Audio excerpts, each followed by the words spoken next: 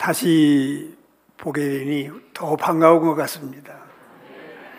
지난주에 제가 조금 감기가 걸려서 고생을 했는데, 그래서 말소리가 조금 여러분 설교를 듣는데 부담이 될지 모르겠습니다. 그래도 은혜로 들어주시기를 바랍니다. 이스라엘 백성들이 애굽에서 해방되어 나온 거 기적 중에 기적이죠. 거의 불가능한 일인데 하나님이 하셔서 그들은 해방이 됐습니다. 애굽에서 나와서 얼마 안 돼서 그들은 홍해를 만납니다. 근데 이 홍해를 또 좀 기적처럼 건너서 그들이 산 것도 기적 중에 또 기적이죠. 그리고 그들은 이제 처음으로 광야를 만나게 됩니다. 수루 광야. 낮에는 약 한 45도에서 55도 내지 60도에 태양빛이 내려찌고 사막에 모래바람이 불어오면 헉헉 숨이 막힐 정도의 광야입니다. 그 길을 걸어가면서 애굽에서 가지고 나온 물들은 다 떨어지게 되어지죠. 그리고서 짐승들과 아이들과 사람들이 아우성을 칩니다. 물을 달라고. 우리를 죽게 하려고 여기까지 끌고 나왔느냐고. 물을 달라. 이렇게 외칩니다. 이 폭동이 일어날 위기 앞에 이르게 됩니다. 지도자들은 어디에 물이 없는가, 오아시스가 어디 없는가, 이리 찾고 저리 찾고 이리 헤매고 저리 헤매기를 3일 동안을 고생을 합니다. 그러다가 마침내 3일 만에 그들은 오아시스를 찾았습니다. 그래서 물을 보았습니다. 이제는 살았구나 라고 생각을 하고 그 물을 마시려고 하는데 이게 웬 말입니까? 써서 마실 수 없는 물이었던 것입니다. 그러니 물을 보고 먹지 못하는 그들의 고통과 그들의 마음은 더 갈증이 났을 것이고 더 어려움을 겪는 것은 뻔할 것입니다. 그때 모세는 기도하게 되고 하나님은 나무가지를 지시하셔서 그 먹을 수 없는 물에 던지라고 말했습니다.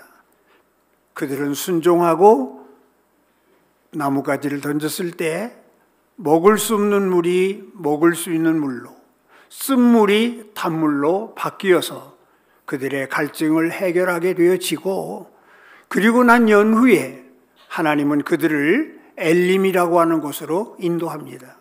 그곳은 샘이 12샘이 펑펑 솟아나고 70종려주가 쫙 있는 그야말로 사막의 오아시스입니다. 거기서 짐을 풀고 이스라엘 백성들은 하나님이 머물라고 하는 지시하시는 때까지 그곳에서 쉬며 재충전하며 그리고 그들은 다음을 계획하면서 지내게 되는 이야기가 오늘의 이야기입니다. 성경은 뭐라고 말하느냐면 구약 성경에 이스라엘 백성들이 걸어갔던 걸음걸음, 그것은 마치 오늘 우리가 천국을 향하여 걸어가는 신앙의 여정 속에서 거울과 같다. 거울과 같다. 그렇게 얘기를 합니다. 결국 거울은 보면서 내 모습을 보게 되고 거울은 보면서 내 잘못된 것을 고치게 되고 화장도 고치고 넥타이도 바로 매고 잘못된 부분을 이렇게 만지작거리고, 그리고 거울을 본다는 것은 많은 의미가 거기에 담겨져 있습니다. 이스라엘 백성들이 애굽에서 나와서 가나안까지 가는 여정은 마치 오늘 우리가 예수를 믿고 이 땅에서 천국에 갈 때까지 신앙의 여정을 걸어가는 것과 거의 똑같다. 많은 교훈이 이스라엘 백성들의 걸음 속에 남겨져 있다. 그렇게 말을 합니다. 오늘의 이야기는 마라와 엘림 사이에서 겪는 이스라엘 백성들의 모습을 통하여 지난 시간에는 우리가 인생의 마라를 만났을 때 내 참 모습을 보아야 한다. 그러니까 내가 잘 달려갔던 내 걸음을 잠시 스톱하고 내 신앙의 현주소, 내 신앙의 꼬라지, 내 신앙의 모습을 가만히 들여다보게 한다. 그래서 말하는 유익이 되어진다. 또 하나, 우리가 인생의 마라를 만났을 때 고통스럽고 힘들고 눈물겹고 아프지만은 그 마라를 통하여 하나님은 나를 깎으시고 낮추시고 그리고 변화시키시고 바꾸셔서 하나님의 사람으로 다시 세우기를 원하는 하나님의 손길을 만나게 되어진다라고 하는 사실을 말씀드렸습니다. 이제 오늘은 마라와 엘림에서 이스라엘 백성들이 만난 이 사건을 통하여 우리는 어떠한 교훈을 얻어야 하는지 이것을 말씀드리려고 합니다. 첫째로 우리는 이 사건을 통해서 무엇을 볼 수 있냐면 큰 승리 이후에 큰 고난이 따라올 수 있다라고 하는 사실을 놓치지 말아야 하는 것입니다. 사람들은 큰 승리를 거두게 되면, 큰 성공을 거두게 되면 내가 잘나서, 내가 훌륭해서, 내가 유능해서 그런 일을 거둔 것처럼 생각하고 으쓱댑니다. 교만합니다. 자만합니다. 그리고 긴장을 풉니다.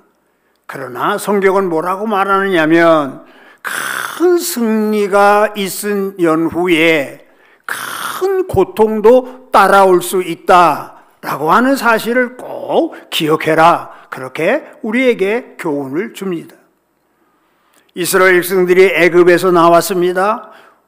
홍해를 기적처럼 건넜습니다. 이스라엘 백성들은 다 살았고 그들을 추격해 오던 바로의 군대는 홍해에서 다 죽었습니다. 큰 승리를 거두었습니다. 이제는 그들의 앞에는 만사 형통만 있을 것 같고 잘 되는 일만 있을 것 같고 탄탄대로만 열릴 것 같은 생각을 했을 것입니다.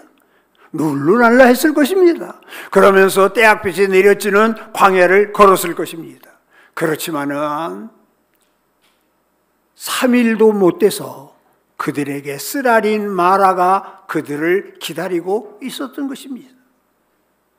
사랑하는 성도 여러분, 우리는 이 지혜를 꼭 놓치면 안 됩니다. 여러분, 엘리야를 보시기 바랍니다.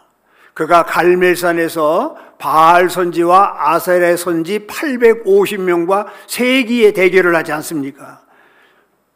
하나님 여호와를 믿는 엘리야의 제단과 바알과 아세라를 섬기는 그들의 제단을 쌓아놓고 그들의 신을 부르면서 기도했을 때에 하늘에서 불이 어디에 떨어지느냐? 그것으로 승패를 좌우하지 않습니까? 바알과 아세라 선지 850명이 아침부터 해가 질 때까지 부르짖었으나 거기에는 하늘에서 불이 떨어질 리가 없습니다. 이제 저녁 소제 시간에 엘리야가 하나님께 기도했을 때에 하늘에서 불이 떨어져서 제단의 모든 것을 사르게 되어져서 위대한 승리를 거두게 되지 않습니까? 그 거짓 선지자들 모두를 잡아서 처단하고 개가를 부르고 승리의 찬양을 부르고 위대하신 여호와 하나님을 찬양하는 놀라운 역사가 일어나게 되었습니다. 그런데요, 얼마 못 가서 이세벨의 말 한마디에 엘리야는 기가 축 처져서 베들레헴 남쪽 네게부 사막 한복판에 있는 노뎀나무 밑에서 쓰러져 가지고 하나님, 차라리 내 생명 거두어 가십시오. 나약한 존재로, 볼 모양 없는 존재로 갈멜산에서 위대한 승리의 영웅은 어디가 간데간데 없고 그는 초라한 인간으로 나약한 사람으로 쓰러져 있는 모습, 마치 서리에 젖은 배추처럼 축 처져 있는 모습을 우리는 보게 되어집니다. 여러분, 이것이 인생입니다. 큰 승리를 거둔 연후에 큰 고통도 따라올 수 있다라고 하는 이 지혜를 우리들은 놓쳐서는 안 됩니다. 예루살렘 교회를 보시기 바랍니다. 12사도에서 70명의 성도로 70명의 성도에서 120명의 성도로 120명의 성도에서 3,000명의 성도로 3,000명의 성도에서 5,000명의 성도로 기하급수적으로 예루살렘 교회가 폭발적으로 성장을 합니다. 3장에 보면 그들의 능력 앞에 40년 되었던 안진뱅이가 일어나는 기적을 그들이 봅니다. 4장에 보면 성령이 충만하게 되어져서 모든 성도들이 하나님의 말씀을 힘있게 증거하고 전도하는 사람들로 바뀝니다. 굉장하지 않습니까? 세상이 놀랍니다. 사회가 주목합니다. 그들도 놀랍니다. 하나님의 교회가 폭발적인 성장을 이룹니다. 그런데요, 얼마 안 가서 아나니아와 삽비라 사건이 터집니다. 그래서 그 자리에서 죽지 않습니까? 이 사건은 교인들에게 큰 충격을 주었습니다. 아픔을 주었습니다. 또 얼마 안 가서 유능한 지도자 스데반 집사님이 순교를 당합니다. 이 사건은 예루살렘 교회의 슬픔이었습니다. 아픔이었습니다. 고통이었습니다. 여러분, 30명, 40명, 100명, 1000명, 10,000명 교회가 막 성장합니다.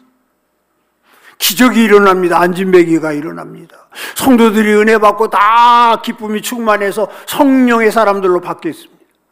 그런 일만 있으면 얼마나 좋겠습니까? 그런데 그런 일이 있은 연후에 아나니아와 삽비라와 같은 교회에 참 고통스러운 일이 생겨지게 되어지고 지도자 스데반 집사님이 순교를 당하는 아픔을 경험하게 되고, 그래서 교회는 술렁술렁이고, 그리고 교회는 침체의 분위기에 들어가는 이런 일들을 보게 되어집니다. 홍해를 건넌 이스라엘 백성들 앞에 늘 승리만 있을 거라고 생각하는 잘못이었죠. 승리의 기쁨 뒤에는 마라의 쓰라린 고통도 찾아오고 있다는 사실을 우리 성도님들은 잊지 마셔야 하는 것입니다. 교회가 건축을 하고, 교회가 부흥되고, 교회가 일꾼을 세우고, 이제는 교회가 잘 될 것만 같은 그러한 생각을 하고 있을 때에 교회가 시험 들입니다. 교회가 두 쪽으로 쪼개지기도 하고, 일꾼 세워놓고 시험 들어서 교회를 떠나는 사람이 생기기도 하고, 충성스럽게 교회를 섬기던 신자들이, 은혜롭게 말씀을 증거하던 목사님들이, 교회를 충성스럽고 눈물겨운 헌신으로 섬기던 권사 장로님들이 어느 날 갑자기 믿음을 잃어버리고 추문을 일으키고 하늘의 별처럼 떨어지고 추풍낙엽처럼 쓰러지고, 그래서 비난이 되어지고 빈축이 되어지고 손가락질을 당하고 세상 사람들로부터 우스갯거리가 되어지는 일들을 짧은 신앙생활 속에 우리는 많이 경험하지 않았습니까? 그렇기 때문에 성도 여러분, 큰 승리 후에 더 조심해야 하고, 큰 축복받은 이후에 더 겸손해야 하고, 더 큰 은혜 받은 후에 더 자신을 쳐서 복종시켜야 하고, 기도로 자신을 제갈매기고 자기를 다스리고, 그래서 더 긴장하고 더 하나님 앞에서 우리는 힘쓰지 아니하면 우리들에게도 마라의 고통과 같은 아픔을 경험하게 되어진다는 사실을 꼭 기억하셔야 합니다.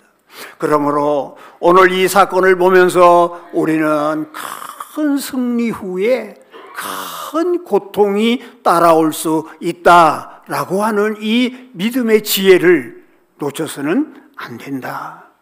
아멘. 네, 이 교훈을 우리에게 남겨줍니다. 두 번째로 마라와 엘림에 일어났던 이스라엘 백성들의 이 사건은 우리에게 무엇을 가르쳐 주느냐 하면 두 번째 교훈입니다. 고생해서 얻은 것도 나에게 참 만족이 되지 못하더라. 고생해서 내가 얻었습니다.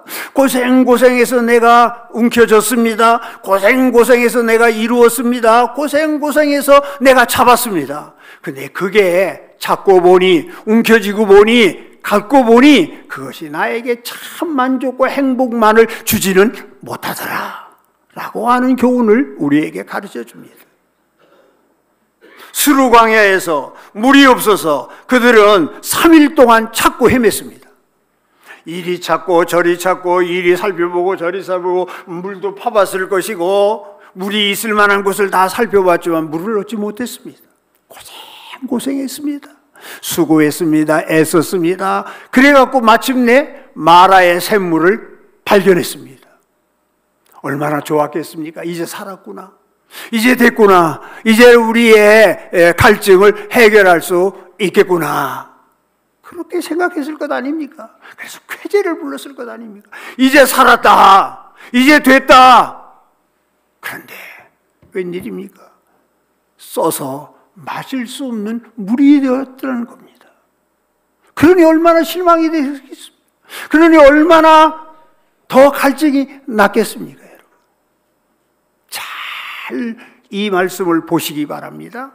내가 고생해서 내 손에 움켜쥔 그것이 물질이요, 그것이 명예요, 그것이 권세요, 그것이 가족이요, 그것이 학위요, 그것이 사업이요, 그것이 돈이든 간에 내가 고생해서 내 손에 움켜쥔 그것이 나에게 참 행복, 참 만족, 참 기쁨만을 주지는 않더라는 것을 기억하시기 바랍니다. 그것이 인생입니다, 여러분. 여러분, 우리가 돈을 버는 거, 우리가 사업에 성공하는 거, 우리가 학위를 얻는 거, 우리가 지위를 얻는 거, 우리가 명예를 갖는 거, 우리가 자식을 잘 키우는 거, 우리 가정을 잘 다스리는 거, 이게 얼마나 어렵습니까, 여러분? 그래서 우리는 고생해서 그것을 이루려고 합니다. 부자가 되려고 합니다. 성공하려고 합니다. 지위를 얻으려고 합니다.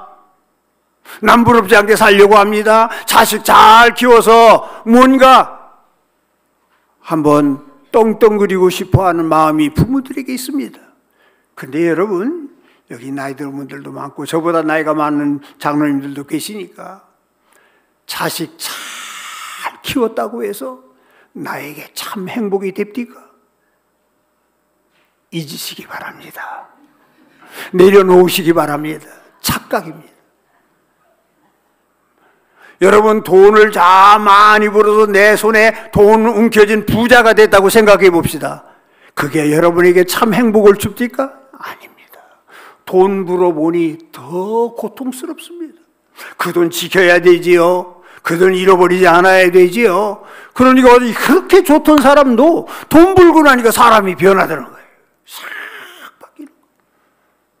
그러니 여러분, 내가 고생해서 내 손에 움켜진 그것이 나에게 참 행복, 참 기쁨, 참 만족을 주지는 못하더라 라고 하는 이 지혜를 우리는 이 마라의 쓴물에서 배우는 것입니다.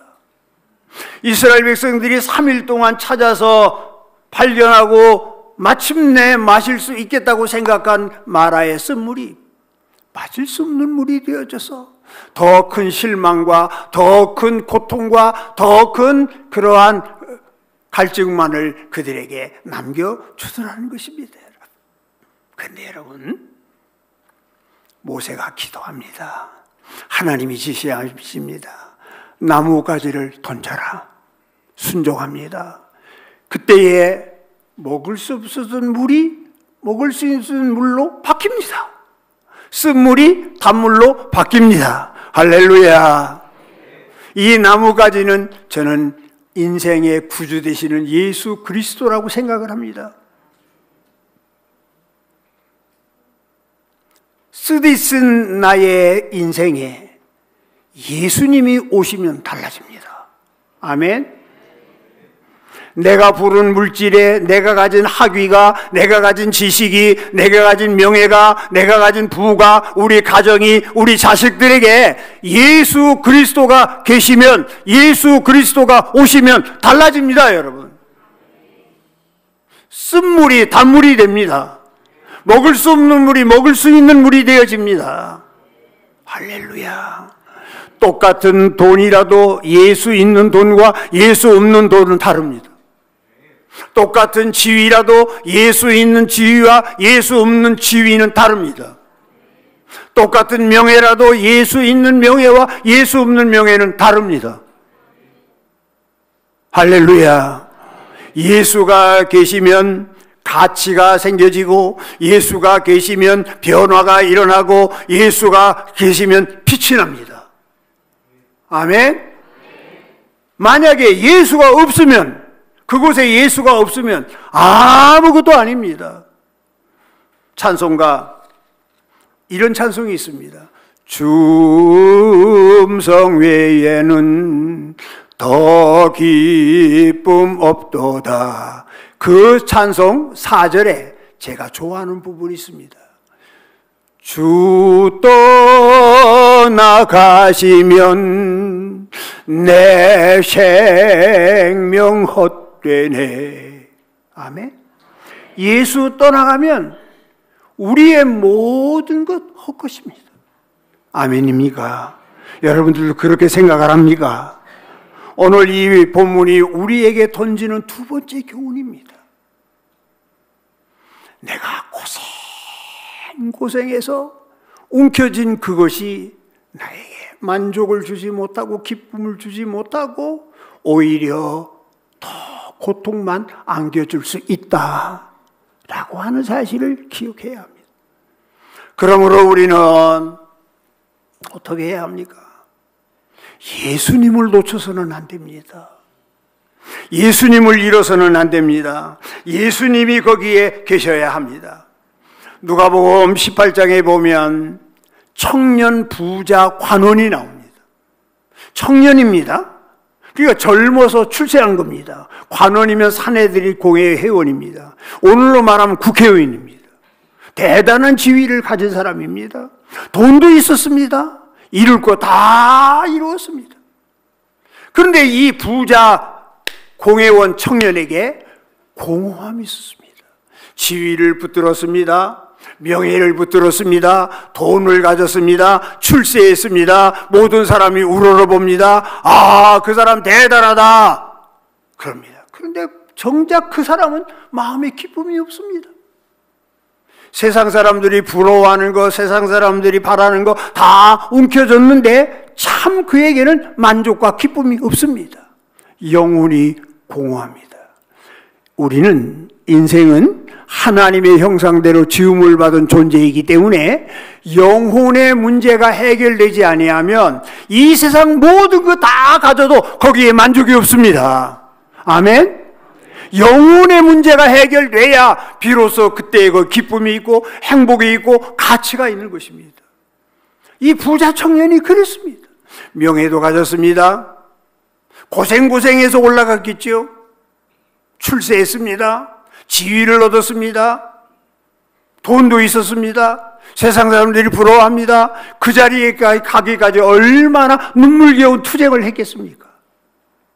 그런데 거기에 만족이 없습니다. 기쁨이 없습니다. 그래서 예수님을 찾아와서 노구했습니다. 예수님이 말합니다. 청년아, 당신에게 영적인 질병이 있다. 당신의 발목을 잡고 천국문을 들어가지 못하고 맴돌게 하는 그것이 있다. 그것이 바로 당신의 물질을 팔아서 이웃에게 주고 난 연후에 내게 와라. 여러분 오해 없으시기 바랍니다. 예수님이 부자를 부정하는 거 아닙니다. 예수님이 물질을 부정하는 거 아닙니다. 우리의 신앙의 질병을 고치라고 도전을 줍니다. 삭개오도 마찬가지입니다. 여리고에 세리장 삭개오가 있었습니다. 그는 키가 작았습니다. 우리로 말하면 핸디캡을 가지고 있었습니다. 핸디캡을.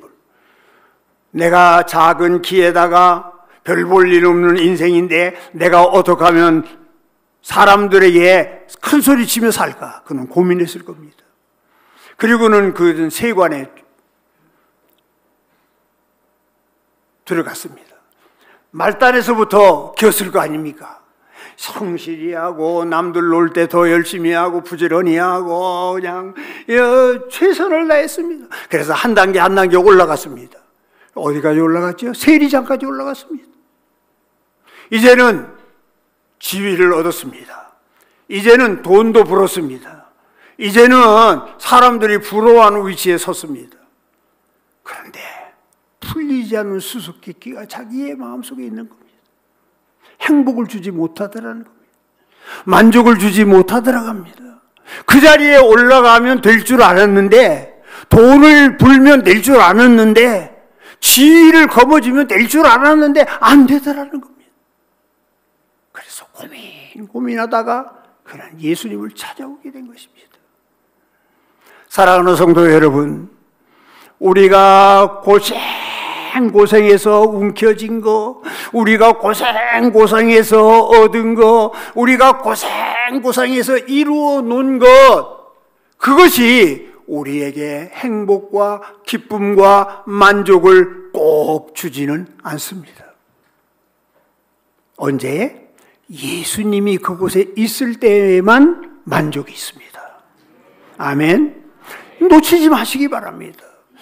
써서 마실 수 없는 그 물에 나뭇가지를 던졌더니 맛있는 물로, 마실 수 있는 물로, 단물로 바뀐 것처럼 우리의 인생에 쓰디쓴 우리의 인생 속에 예수 떠나면 아무것도 아닙니다.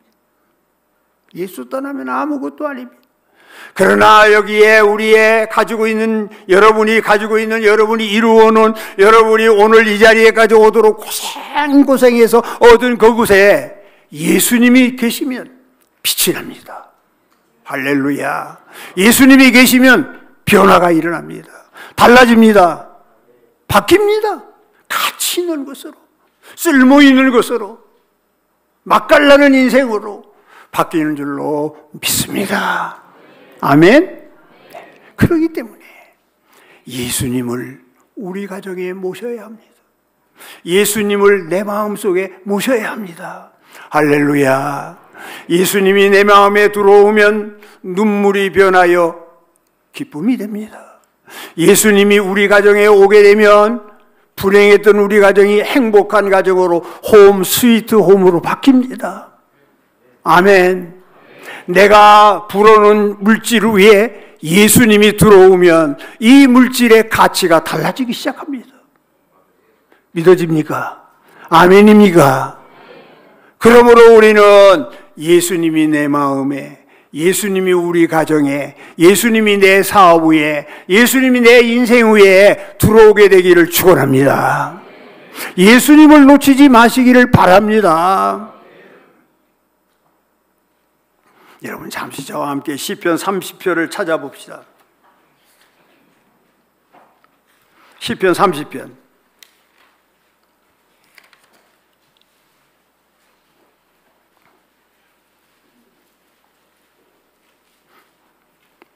다 읽을 수는 없고 5절 좀 보시기 바랍니다. 그 노여움은 잠깐이고 그의 은총은 평생이로다. 저녁에 울음이 깃들일지라도 아침에는 기쁨이 온다. 잘 기억하고 있어야 됩니다. 다음 본문에서 제가 이제 얘기할 겁니다. 11절. 주께서 나의 슬픔이 변하여 뭐가 되고 춤이 되게 하시고 나의 베옷을 벗기시고 기쁨으로 띄우셨다. 할렐루야. 마지막으로 세 번째, 마라와 엘림 사이에서 이스라엘 백성들이 겪었던 그 사건은, 첫 번째는 뭐라고 그랬어요? 큰 성공 후에 큰 고통도 따라올 수 있다라고 하는 사실을 잊지 말아라. 두 번째는 내가 고생해서 내 손에 움켜쥔 것이 나에게 참 만족과 기쁨을 주지 못하더라. 이제 마지막, 아무리 목말라 죽게 되었어도, 아무리 물이 없어서 쓰러질 지경에 이르게 되었어도 나의 하나님은 우리를 그대로 내버려 두지 아니하시고 고통스러워하는 이스라엘 백성들에게 무엇을 주시더라? 엘림을 주시더라. 할렐루야. 할렐루야. 엘림을 주시더라. 사랑하는 성도 여러분, 여러분 좀 인생으로 힘든 과정을 지금 지나고 계십니까? 마라를 만나고 계십니까? 사업적으로, 가정적으로, 자녀의 일로, 아니면 건강 때문에 여러분 고통스럽고 눈물겨운 그러한 과정을 지금 지나고 있습니까? 절대로 원망하지 마십시오. 절대로 불평하지 마십시오. 절대로 낙심하지 마십시오. 절대로 입술로 범죄하지 마십시오.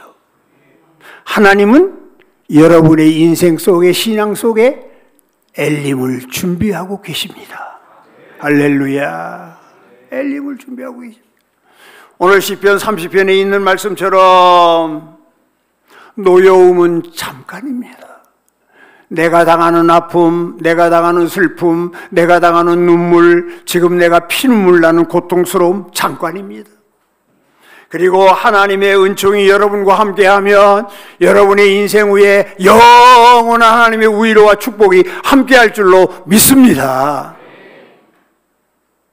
저녁에는 울음이 기숙하여 베개를 비고 이불을 덮고 밤잠을 설치며 지냈지만 아침이 되어 보니 우리 하나님께서 기쁨의 일로 쨍하고 해 뜨는 복을 내 인생 속에 베풀어 주시더라는 겁니다.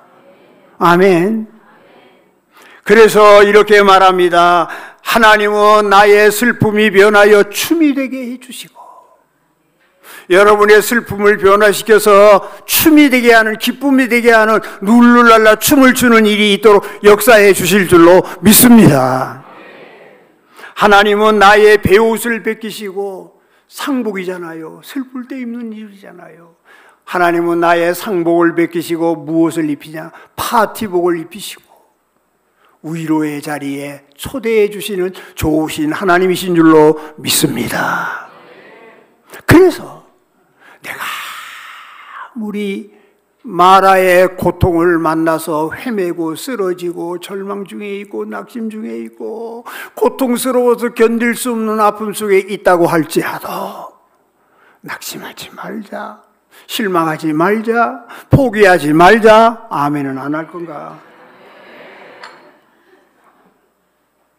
입술로 범죄하지 말자. 이스라엘 백성들처럼.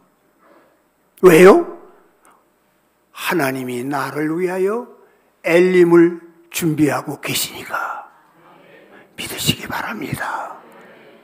근데 한 가지 기억할 거 있어요. 전능하신 하나님, 좋으신 하나님, 위대하신 하나님, 내 기도를 들어주시는 하나님, 많은 하나님이 계시는데 위로의 하나님이 계셔. 그런데 위로의 하나님은 고통당한 사람만 만날 수 있는 하나님, 위로의 하나님은 아픔을 경험한 사람만이 체험할 수 있는 하나님, 위로의 하나님은 마라의 쓰라린 고통 속에 그저 깊이 빠져본 사람만이 위로의 하나님을 만날 수 있다는 겁니다. 할렐루야.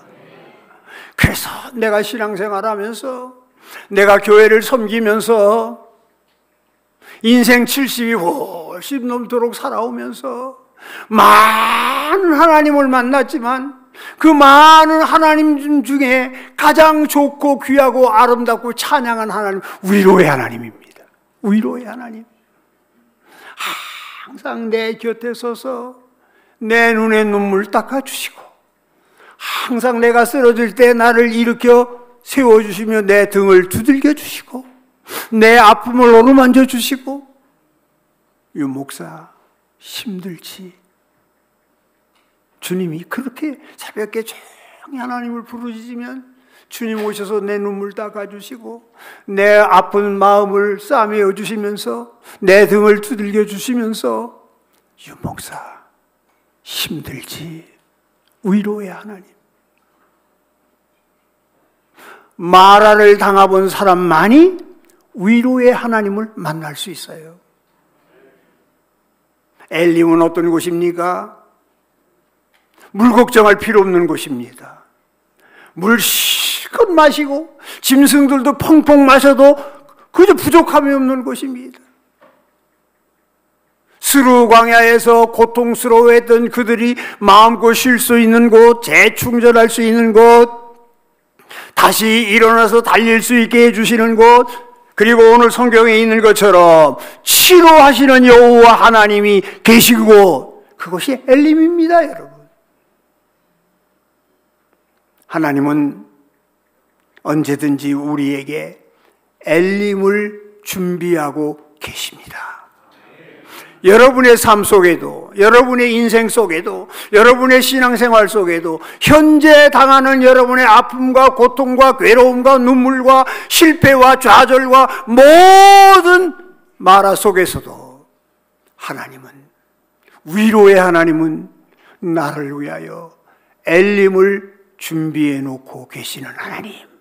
할렐루야. 엘림이 있습니다. 엘림이 있습니다. 엘림이 있음을 기억하면서 여러분 실망하지 말아야 됩니다. 낙심하지 말아야 됩니다. 그런데 여러분 한 가지 꼭 기억할 것은 엘림은 저는 하나님의 교회라고 생각을 합니다. 하나님의 교회.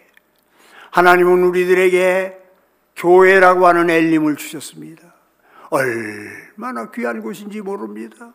상처받았을 때 나와서 말씀으로 위로받고, 내 마음이 곤고할 때 이전에 엎드려 기도하면 주님이 나를 싸매어 주시고 어루만져 주시고, 일주일 동안 세상에 나가서 열심히 살다가 피곤해 지치고 삶에 지치고 힘들어서 고통스러워서 돈 버느라고 애쓴 나의 인생을 주일날 하나님의 교회에 오면 따뜻하게 위로해 주시고 감싸 주시고 내 눈에 눈물 닦아 주시고 내 아픔을 알아주시는 좋으신 하나님, 위로의 하나님이 계신 곳.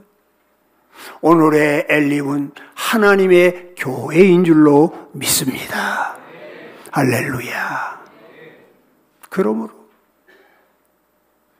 우리는 이스라엘 백성들이 가나안을 나와서 애굽을 나와서 가나안을 향하여 가는 여정 속 초창기 때 만났던 수르 광야를 지나 엘림이 마라를 만나고 마라의 쓴물을 경험한 연후에 오아시스와 같은 엘림을 만나는 이 사건 속에서 오늘 제가 세 가지 교훈을 놓치지 말자고 말씀드렸습니다. 하나는 성공 뒤에 큰 고통도 따른다는 이 지혜를 절대로 놓치면 안 됩니다. 또 하나는 고생해서 내가 움켜쥔 것, 내가 취한 것, 내가 이루어놓은 그것이 나에게 참 행복과 기쁨과 만족을 꼭 주는 것은 아니다. 오히려 더 실망과 더 아픔을 줄 수도 있다 라고 하는 이 사실도 놓치지 마시기 바랍니다. 내가 인생을 살아가면서 마라와 같은 고통을 만날지라도 하나님은 그곳에 거꾸러지도록 내버려 두지 아니하시고 물걱정 필요 없는 엘림을 나를 위하여 준비하고 계시다. 아멘. 이걸 놓쳐서는 안 됩니다. 자, 그런데 한 가지 오늘 본문 다시 돌아가서 출애굽기 15장 글로 돌아가서 15장 말고 끄트머리 16장 1절 16장 1절 찾은 사람은 함께 읽겠습니다. 시작. 이스라엘 자손의 온 회중이 엘림에서 떠나 엘림과 시내산 사이에 있는 신광야에 이르니 애굽에서 나온 후 둘째 달 15일이라. 내가 이 얘기를 왜 읽었느냐?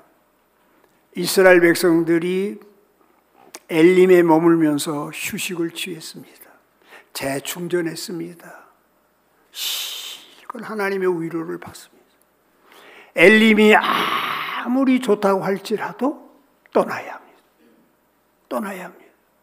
이것이 하나님의 뜻입니다. 엘림에서 아무리 좋다고 해서 거기 안주하고 거기 머물러 있을 수가 없습니다.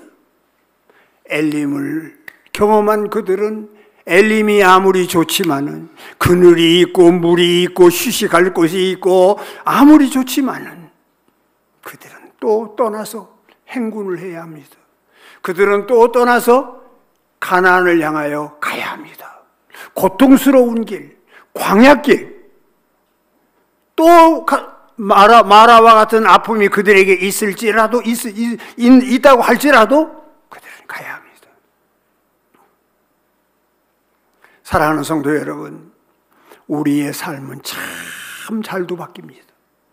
오늘의 슬픔이 내일의 기쁨이 되기도 하고, 오늘의 기쁨이 내일의 슬픔이 되기도 하고, 오늘의 성공이 내일의 실패가 되기도 하고, 오늘의 실패가 내일의 성공이 되고, 오늘의 성공이 내일의 실패도 됩니다. 오늘 성공했다고 해서 계속해서 죽을 때까지 성공하는 법이 없고, 오늘 실패했다고 해서 죽을 때까지 실패만 하는 법도 없습니다. 하나님이 그렇게 만들어 놓지 않았습니다. 곤고한 날과 형통한 날을 병행하게 하셔서 아무도 장래일을 예측하지 못하도록 하는 게 하나님의 섭리입니다. 근데 성도 여러분, 잘 보시기 바랍니다. 한 달이 크면 한 달이 작고, 한 달이 크면 한 달이 작고, 한 달이 크면 한 달이 작은데요, 아주 작은 달도 있습니다. 2월달. 근데요, 계속해서 큰 달도 있습니다. 7월하고 8월은 계속해서 큽니다. 우리의 인생도요, 죽어라 죽어라 할 때는 아주 죽어라 죽어라 합니다. 근데 죽어라 죽어라 한 날만 있는 게 아닙니다. 쨍하고 해 뜨는 날 있습니다.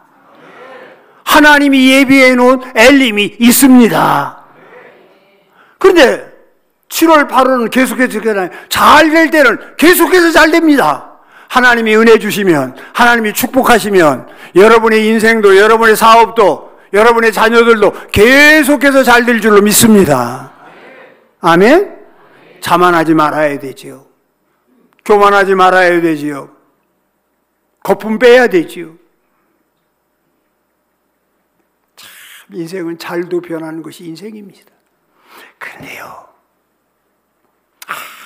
아무리 좋은 엘림이라고 할지라도 떠나야 합니다. 이거를 아셔야 합니다. 떠나야 합니다. 여러분이 가지고 있는 것, 여러분이 누리고 있는 것, 여러분의 주변에 있는 것, 언젠가는 다 떠납니다.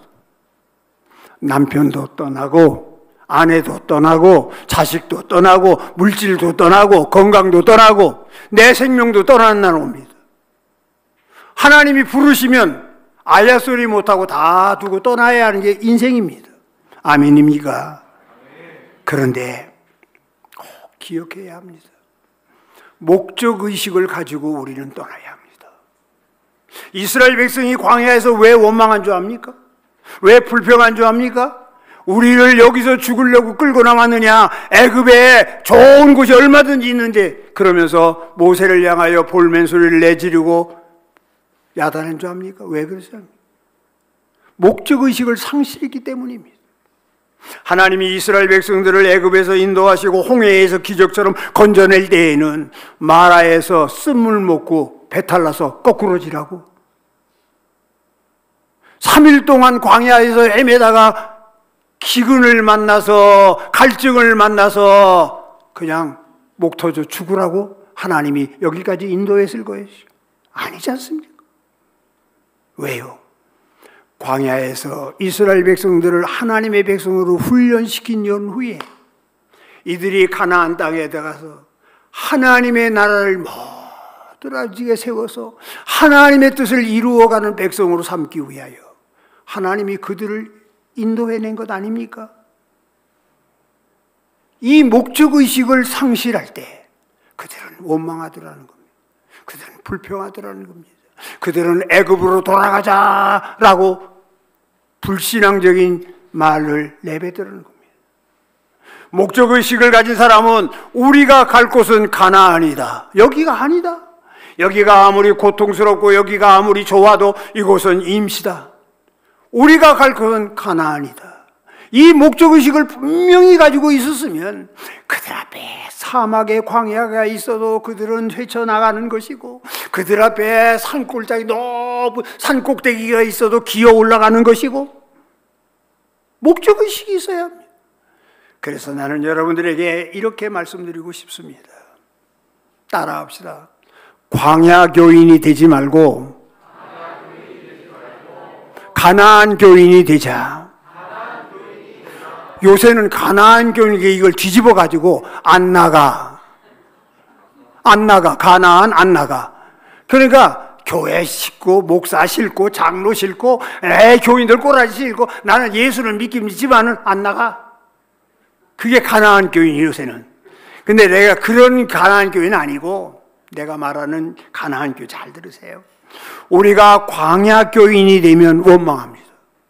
우리가 광야 교인이 되면 불평합니다. 우리가 광야 교인이 되면 애굽으로 돌아가자라고 하면 자꾸 세상에 눈길을 돌립니다. 그러다가 다 쓰러져 죽습니다. 그게 광야 교인입니다. 가나안 교인은 어떻게 합니까?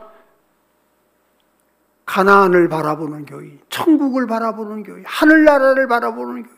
우리의 모든 포커스가 하나님의 나라에 맞춰져 있습니다.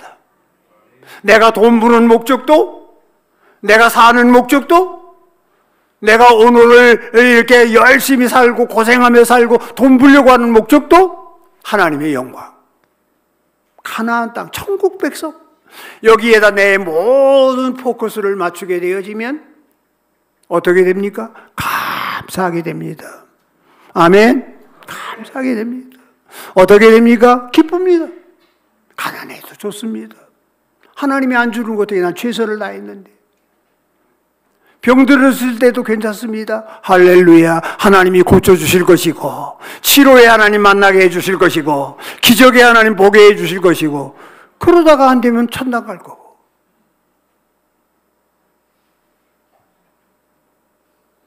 그것이 가나안 교인입니다. 가나안 교인은 광야를 생각하는 게 아니라 애굽을 생각하는 게 아니라 가나안을 생각합니다. 하나님의 나라를 생각합니다. 설교 정리하겠습니다. 우리가 사는 인생길은, 우리가 걸어가는 신앙의 여정은 마라와 엘림이 교차합니다. 마라가 왔다가 엘림이 오기도 하고 엘림이 왔다가 또 마라가 오기도 하고 계속 교차, 변화무쌍합니다. 이와 같은 우리의 인생 여정 속에서 탈선하지 아니하고 하나님을 원망하지 아니하고 내 믿음 지키면서 천국 갈 때까지 승리의 걸음을 걸어갈 수 있는 일은 목적의식을 가져야 된다는 겁니다. 하나님이 왜 나를 예수 믿게 했는가? 하나님이 나를 왜 말씀 전원교회 교인이 되게 했는가? 늘 우리는 하나님이 나를 부르신 목적의식을 붙들고 천국에다 포커스를 맞추고 예수에다 나의 모든 인생을 걸고 어렵고 힘들어도 달려가면 여러분의 마라가 변하여 엘림이 되게 해주시고 눈물이 변하여 춤이 되게 해주시고 슬픔이 변하여 기쁨이 되게 하시고 실패가 변하여 간증거리가 되게 하시는 위로의 하나님 만나게 되는 축복이 여러분에게 있을 수 있는 줄로 믿습니다. 하나님 우리 아버지,